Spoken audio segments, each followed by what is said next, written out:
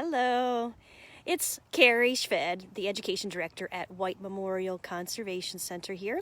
And thank you for joining me on this lovely last day of spring to do a hike. It is a little wet out here and a little windy. Good news for you though, you can just enjoy this from the comfort of your couch, and I'll be your legs and your eyes and your ears and point out some cool things that we're going to see on this trail. The trail we are taking today is called the Ongley Pond Trail. It's a very accessible, very beautiful trail right down the hill from the museum. It's only about a quarter of a mile long, if even that, and it just goes around the perimeter of Ongley Pond. And there is so much nature packed into this small area. And so I'd like to show you some things that caught my eye when I went around the trail just a little while ago. And then who knows, maybe we'll see some unexpected sightings as well. So join me, and if you have any questions, feel free to type them in or comments, or just let me know that you're here. And we'll get started. So the Ongley Pond Trail is just a walking trail. No horses or bicycles allowed. All right, here we go. Starting off the trail. Hi, Leo. How's it going? All right, as we head down the left side of the trail,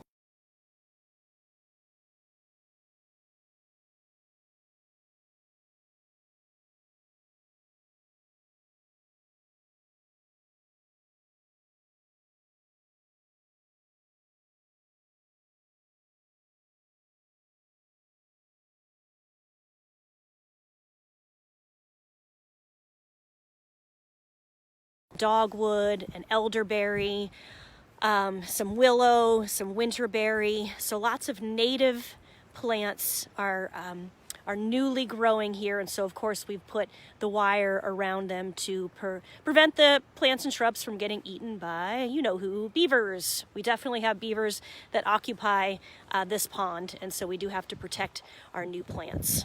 All right, we'll keep on moving on here. Hey, Jerry. All right, so let's head up. You'll see very soon after you start the trail, you will see a cool spot right up here. It is actually a pollinator garden that has been planted by the Litchfield Garden Club. So I will let their sign speak for itself here. The garden was created by the Litchfield Garden Club to help the bees, birds, butterflies, and other insects. The variety of shrubs and perennials in the garden are favorites of the pollinators. The natural habitat of many of the pollinators has deteriorated over the years, and we hope to ensure their future. So this is a great little garden that gives you some good examples of native plants, mostly native plants that you could actually plant in your own gardens at home as well.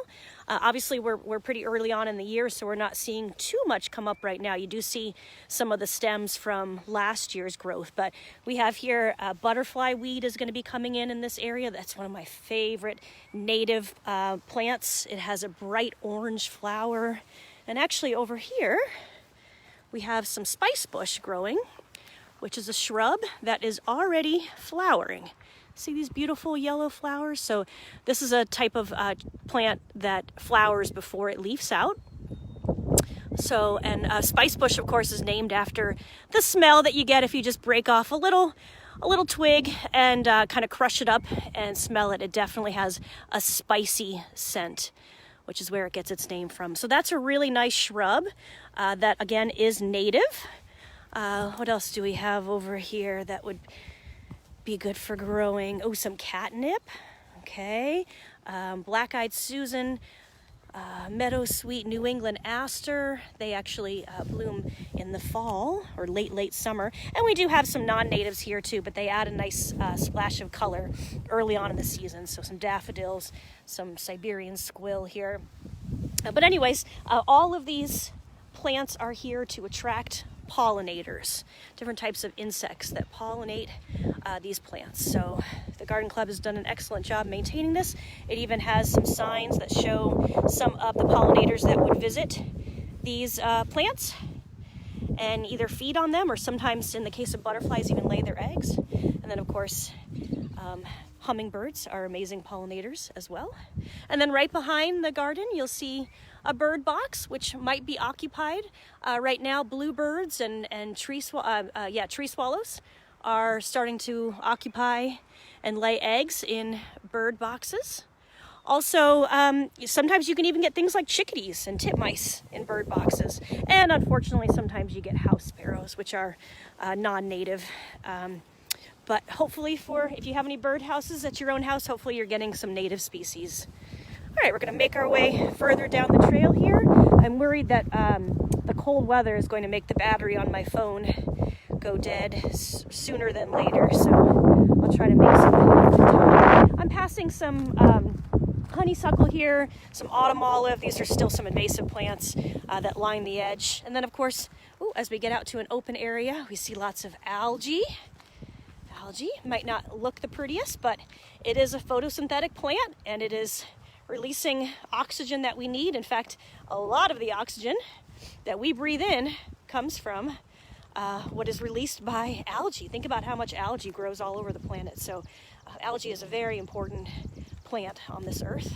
All right, make our way around here. Here's some more native new shrubs that have been planted by our forestry crew. And I'm about to, actually I passed. Let me back up really quick. If you look out in the middle of the pond, there's an island. It's actually more of a peninsula, but from here it looks like an island. And can I zoom on live? I don't think I can. But yes I can. So if you look way out there, that's one of several beaver lodges that we have on this trail.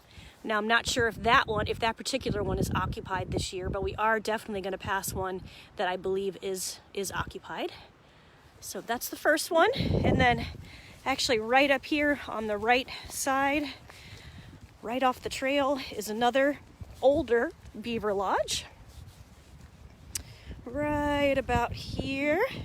It looks just a lot like a clump of sticks, but if you take a closer look, you'll definitely notice that almost every one of these sticks has these ends. If I can get it in the camera, there we go. These ends that look like asymmetrical points.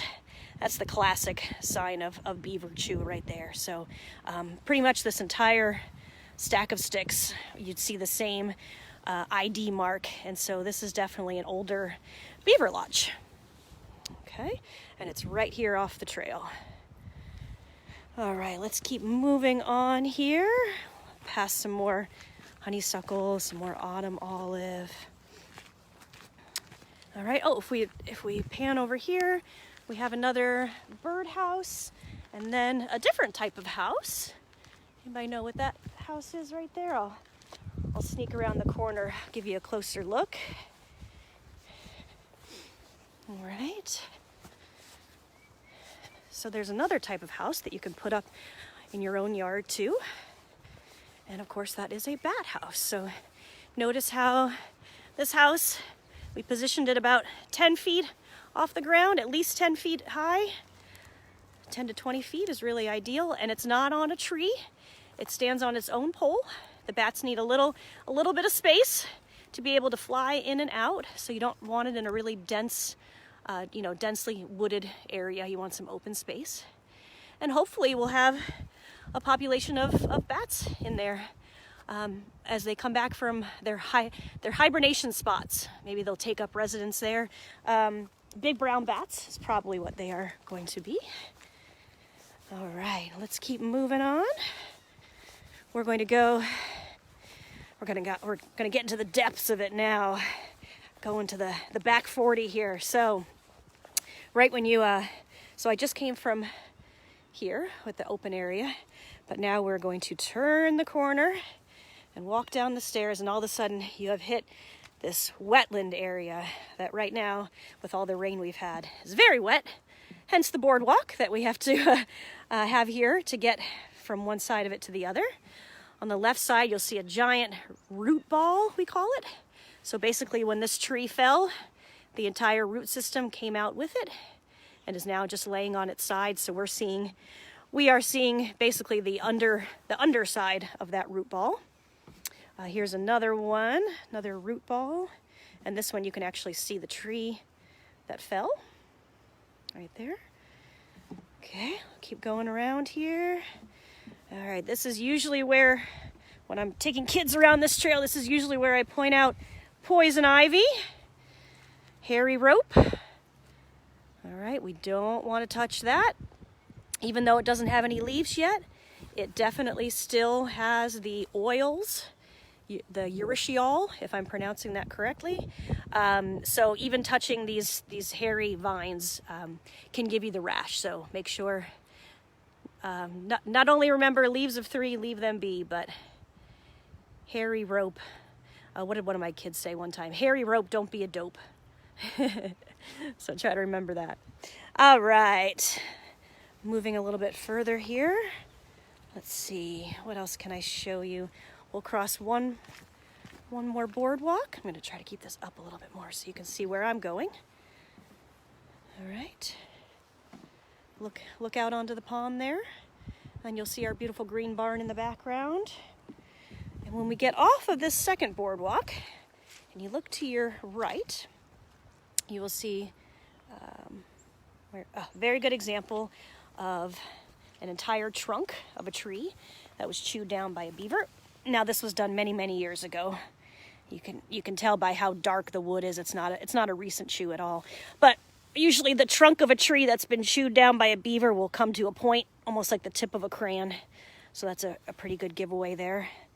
And then right next to that, you'll see an area where the beaver didn't actually want to chew down the tree. Ooh, lost my balance there. The beaver was basically just getting a snack. So when you see these, let's see. It's like if I get too close, then it blurs on me. So there we go.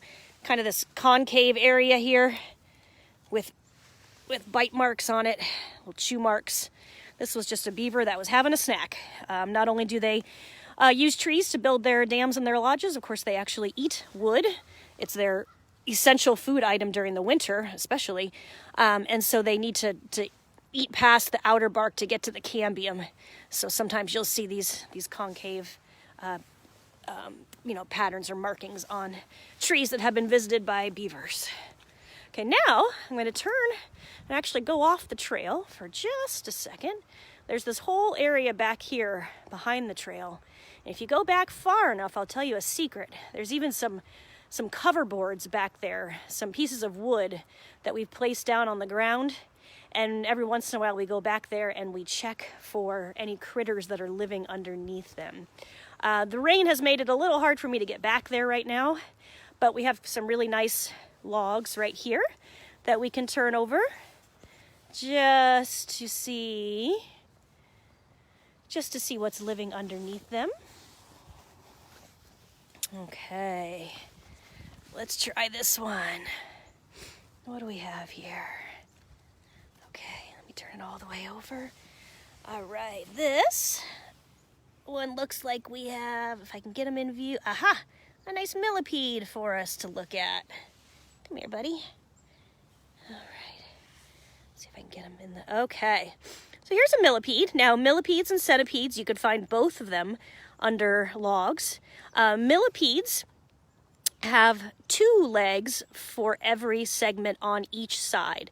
So maybe I should have said that. For every segment, there are 4 legs, 2 on each side. So that means that millipedes have more legs than centipedes. Centipedes only have 2 legs per segment, so 1 on each side. Centipedes also tend to be a little flatter.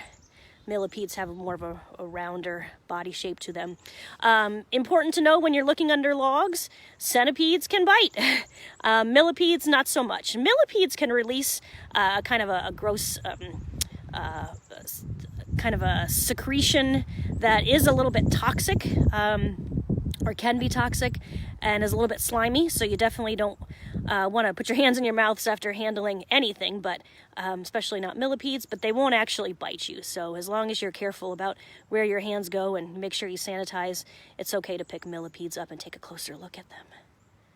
Okay, so I'm going to put him right back down where he was. I'm sure that was a rather traumatic experience for him, so we'll return him to his life as normal here. Notice what I'm doing. I'm turning the log back over again. If it's a small enough critter, you don't really have to worry about crushing it. And we do want to return the habitat to what it was when we got here. So I turn that log back over. Let's try one more log here before we move on.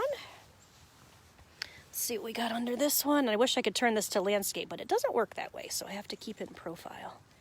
All right, anybody here? Looks a little bit drier under this log. And usually, the drier the environment is under the log, sometimes the less that you'll actually see underneath it. But that's okay. You gotta turn over many logs to find your treasures. So we'll turn this one back over again, make sure we don't disturb the habitat. And maybe we try one more, just for fun. Let's see. What do we got under this one? All right. Anybody see anything under there? Got a lot of leaf litter here. So anyways, this is a really fun activity to do because you really just never know what you're gonna find. Oh, looks like it's the day of millipedes. Got more millipedes here. There's another one crawling on the log, but he just went into a little crevice. A lot of times when I turn over logs, I find salamanders, I find woodlice, look like little pill bugs, different types of beetles. So that's really fun. And you can do that with any logs, but this happens to be a cool spot on the trail to do it. So like I said, when you get to the very back of the trail, so now I'm back on the trail, if you get to the very back and you just go off to your left into this wooded area, there's some great logs to turn over. I'll keep moving on here. So let's see what we have in this area. I noticed when I was walking by a little while ago, if you take a close enough look, this is kind of a hot spot for fungus right over here. So we've got some good jelly fungus. Let's see if I can get it to be not, there we go. Nice and clear. Some good old jelly fungus. That's fun to touch. Again, don't put your fingers in your mouth. Make sure that you wash your hands as soon as you're done when you're out on the trail like this. But that stuff is fun. We also have some turkey tail fungus right here. You can see why we call it turkey tail fungus. And then over here we have some other type of, probably some sort of slime mold fungus. So that's a cool spot. Just need to make our way over a tree that fell down on the trail. At least this one's an easy one to get over. And now we have come to the active beaver lodge that I told you about earlier. So if you look out here, you'll notice, see how light a lot of those sticks are, how lightly colored the sticks are? That's because it's really fresh chew. Let me see if I can zoom in on one of them. There you go. So this is the active lodge on this pond right now. You can also see the leftover stash of, if you look right in front of the beaver lodge, those sticks that are floating in the water and a lot of sticks that are just kind of hanging out all over the place. These are the leftover, part of the leftover stash that they had under the ice during the winter time. So probably right after I leave or not soon after, as the sun starts to set, these beavers will come out and start feeding. Now that they have some green plants to chew, they're probably not going to go for wood so much. They're going to try to find some nice green plants. But they'll also be, of course, chewing wood to keep on building up their lodge. In this particular pond, they don't necessarily need to build a dam. The water's already high enough for them. Oh, there's some wood ducks flying over. You can hear that noise. Aw. All right, how many beavers would be living there? Good question. So beavers do live in family units. So a mother, a father, and then usually the kits from the last year will stay with the parents all through the next year. But by the second year, right before the beaver parents are ready to have new kits, they either kick the 2-year-olds out, or the 2-year-olds go off on their own. And May is when new beaver kits are born. So there's a pretty good likelihood that a couple members of this family are going to get booted in the near future. So that's a really good question. All right, let's see. We're going to keep on going down the trail here. As you can see, very wet. It gets even wetter as we go further, but I've got my muck boots on. It's okay. All right, we're about to cross a little bridge, and I have a funny story to tell you once we get to the bridge. Right here, and look how high the water is right now. Whew. The water comes right up to the edge of the bridge. So I was with some camp kids, and we made natural boats, you know, out of bark and sticks. Here, I'm gonna turn myself around here so you can. All right. We were making natural boats out of sticks and stems and bark and leaves, and we were putting them down in the water right here to see if they could float. Well, when we put one of the boats down in the water right here, within about 30 seconds, we saw this giant head emerge from underneath this bridge, almost like the troll under the bridge was coming out to investigate. It ended up being the giant head of an even more giant snapping turtle. And I guess he was just coming out to see what we had put in the water. So he was just hanging out under the bridge. And this was one of those, I mean, he had to be 50 pounds. He's probably been living in this pond for 30 years for all I know. And we do see a lot of big snappers in this pond. But this was the biggest one I'd ever seen. And he came out to investigate that natural boat.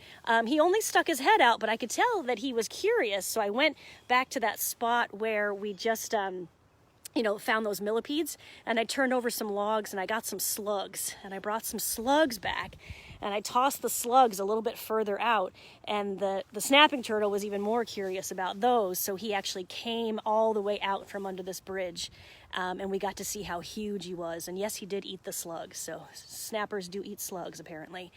So that was a really fun experience for the camp kids. And every time I walk over this bridge now, I think about, is the troll still living under the bridge? And will I ever see him there again? So that was really cool. Okay, at this point of the trail, two roads diverge. This one will actually, if you go left, this takes you on Windmill Trail up to the Lake Trail, and then that will take you out to the platform on Bantam Lake, which is a really beautiful view. But in this case, we're just going to continue going on the Ongley Pond Trail. So we're going to turn right here, and I want to stop at this intersection because this is a really good spot to show you a diversity of cool plants. So of course, we have to talk about skunk cabbage very quickly here. So the leaves of skunk cabbage are starting to emerge. You break off any part of skunk cabbage, and yes, it does smell very badly.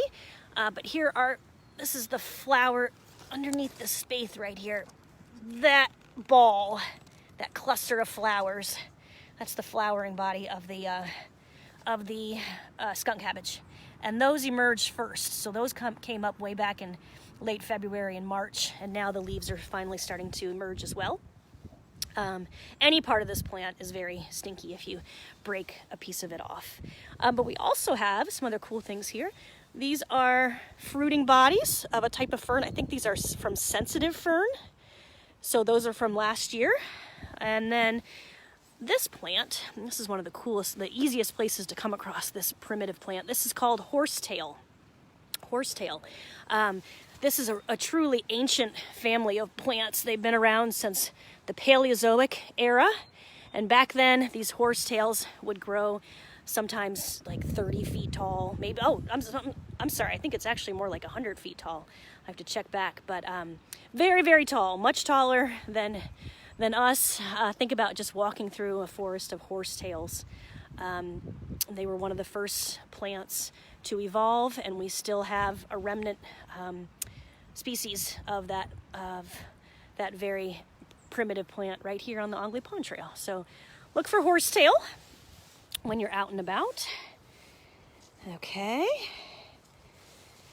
All right, I'm looking out. Oh, and I see that I've missed a couple questions. Are the beavers territorial? I don't suppose that too many families can live on the same pond. I think it has to do with the amount of resources that are available.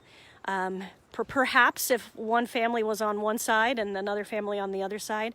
But I think that we have multiple lodges just because over the years they've built new lodges. So I think we probably only have one family on here at a time, but who knows for sure. Okay, I need to cross this lovely spot, so let me just make my way under these plants. Okay. Again, just a whole wetland filled with skunk cabbage. When I see wetlands like this, this just kind of reminds me of what ancient Connecticut would have looked like as you were tromping through, and we just have the remnants. Here's more horsetail right here. All right. Okay, gonna go up on this boardwalk here that is half covered in water. And as I almost fell, I was just about to tell you, please be very careful when you are getting on these wet boardwalks. They are very slippery. So I did a little sliding myself. Okay, here we are up on the boardwalk, passing several alder shrubs, which beavers love to eat. Back down here with more skunk cabbage.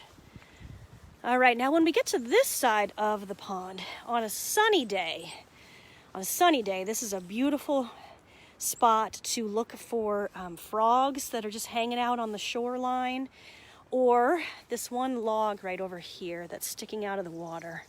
Let's see if I can get a good look at it.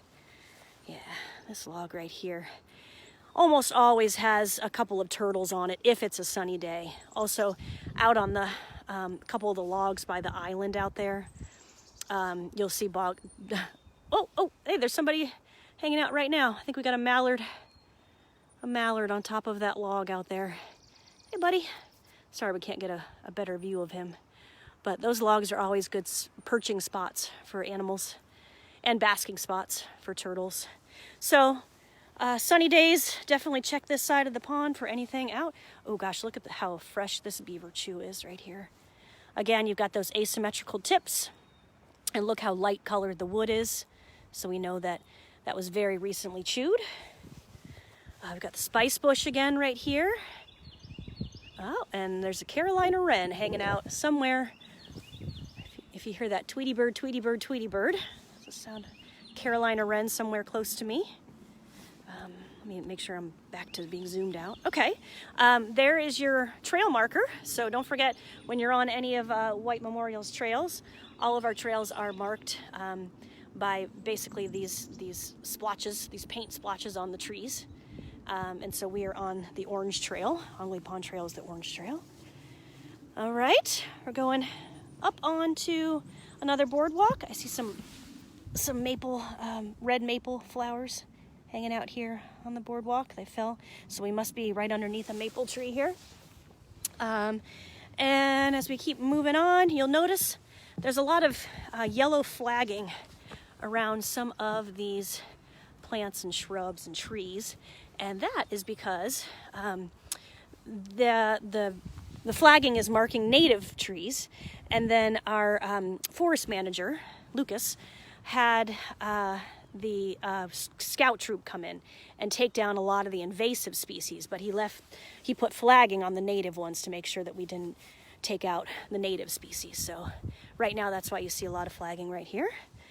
And then of course a classic New England rock wall, and on a sunny day this is an amazing place to see garter snakes basking if you get lucky. There's probably dozens of them living tucked away in the nooks and crannies of this rock wall right now, but with the sun not being out, we probably won't see any of them. Of course, I always see chipmunks running in and out of there too, so be on the lookout for those guys. What else can I show you here? This is a whole area that was invasive plants that were taken out. So right now it looks a little bare, but hopefully natives will grow back in to replace them. And we come over here, and I want to show you real quick. I believe, see this orange root right here? I think this is the root of Bittersweet, which is another really invasive vine. It's the vine that wraps around trees and then kind of strangles them as it grows. And they've got those orange roots, so good thing we pulled that guy out of there. And then this part of the trail, we're getting towards the end of the trail here, the end of the loop. And this is a nice open area. This is a fantastic spot for bringing a pond net, a dipping net, and putting your dip net in here, pulling out a bunch of muck, leaf litter, mud and algae, and looking in it to see what aquatic invertebrates, what macroinvertebrates you found, because there's so many critters that are living right under the water, hiding in all of this algae and vegetation. And so we bring school kids out here all the time to do some pond dipping. So if you have your own net, bring it on out. and see what you can catch. I'm gonna head around the edge of the pond. This particular spot is where the groundwater seeps in, so it's very muddy. This is a man-made pond, by the way. This was made, I believe, back in the 1960s. So the groundwater really comes in mostly right here. So it's always wet in this spot. Let's see. Got some lovely scat right here. Right here and here. You guys are probably all familiar with that. We have had several geese that have taken up residence here for a bit. So they're leaving their mark, Canada geese. The ones I looked at a few days ago had bands on their legs. So I'd love to get a closer look. Oh, I'm sneaking up on some robins. Hey guys. They're looking around for their next meal. Oh, and I just saw a robin fly into that shrub. All right. And we are pretty much at the end. Let me just make a full circle here so you can see the sign where we started. And if anybody has any other questions or comments, let's see. I'm going to go through real quick. Let's see. Okay. I found an orange salamander in my garden under the leaves. Yeah, that's a red spotted newt. That is let me turn myself around here. That is what I call the teenager phase of the red spotted newt. It's technically known as the red eft stage. So they're born in water. They're larvae in the water for a while. Then they go through a partial metamorphosis and they come out on land. And they spend sometimes up to 7 years as terrestrial salamanders. And then to complete the metamorphosis, they actually go back.